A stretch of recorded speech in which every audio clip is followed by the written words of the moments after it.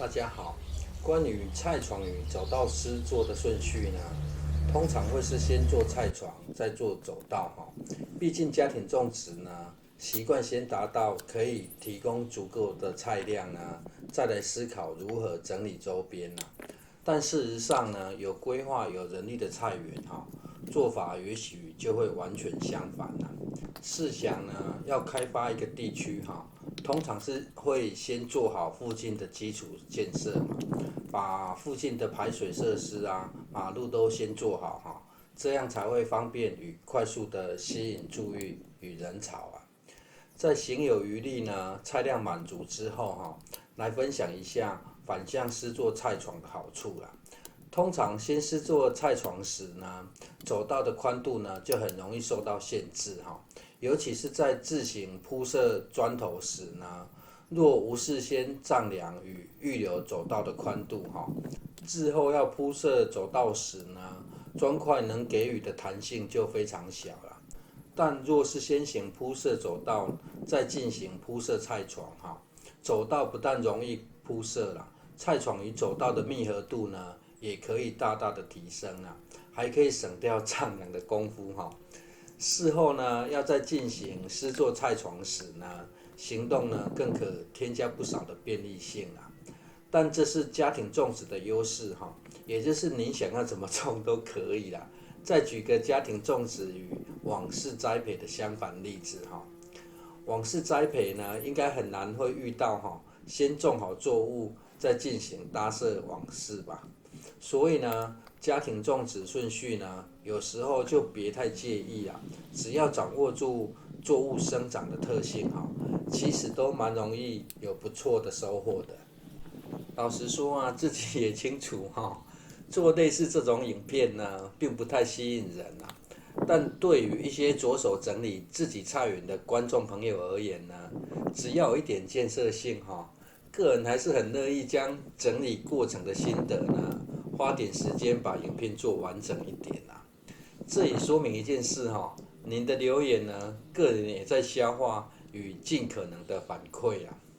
在反向操作后呢，是不是感觉走到平整了许多？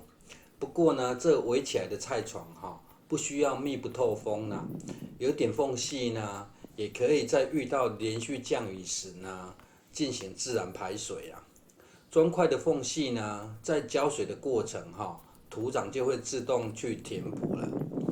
这菜床的左侧呢，是独立的反季节种植区啊。因此呢，并不将瓦片拆除哈，而各自维持独立的空间哈。为了提供天然的遮阳效果呢，目前施作菜床的位置呢，就是保留给可以多年生的攀爬型作物啦。而在施作菜床前呢，对于工序的安排哈，如何做会比较顺手省事哈，最好呢可以事先思考一下啦。现在顺道将一旁走道的土壤呢往菜床堆哈，也顺道清理走道上的杂草与整平地面啊。有点意外的是哈，这土壤颜色非常黑啦，算是很不错的活土哈。毕竟一直以来呢，就只是生长杂草哈，上方还有不少的养分呐。现在将这些没有处理的土壤呢，直接堆放到封闭性的菜床里呢。若无意外哈，应该是会长出非常多的杂草啦。但该庆幸的是呢，这是堆放在封闭空间里哈。后面影片呢，甚至又将这草呢暂时做成堆草槽啦。除了可提高附近拔除杂草的效率哈，也可顺道进行堆肥啦。只是方式有做了点改变哈。最后呢，只要简单略微处理哈。就会是非常好用的土壤了。将菜床初步堆砌完成后呢，一旁保留土壤地面哈，为铺设砖头的设想呢，也算是留给狗趴卧的空间啦。在将这条走道铺设完成之后呢，整区的在视觉上呢升级了不少了。看到这芦笋的状况哈，就可以知道呢，做影片的速度真的很慢啊。这是3月初的情形哈，有发现土壤很干，似乎板结的状况吗？直接挖给您看哈，有时眼见不能为凭，就是这样了。其实这只有薄薄的表层看起来像是板结的现象了。土壤的湿度呢，有时还是得往下挖才会最清楚。最后来看一下这做出的菜床有多漂亮呢？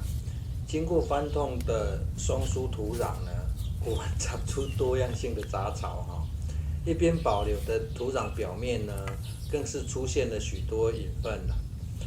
杂草拔除后呢，直接平铺在菜床里面晒干再将它全部移到左侧，并将右侧土壤呢挖起进行覆盖右侧则继续充当堆草槽进行堆肥这是不急着使用的方法了。现在左边呢，则可以先拿来充当育苗区啦。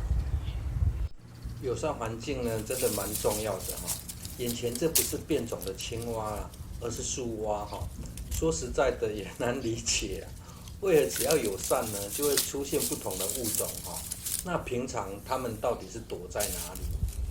树蛙的弹跳能力呢，真的非常夸张没看清楚的话呢，再放慢让您看一遍轻松就可以越过这约有6块砖头的高度了。最后，这是隐藏式堆肥草的位置简单测试堆肥是否完成的方法了。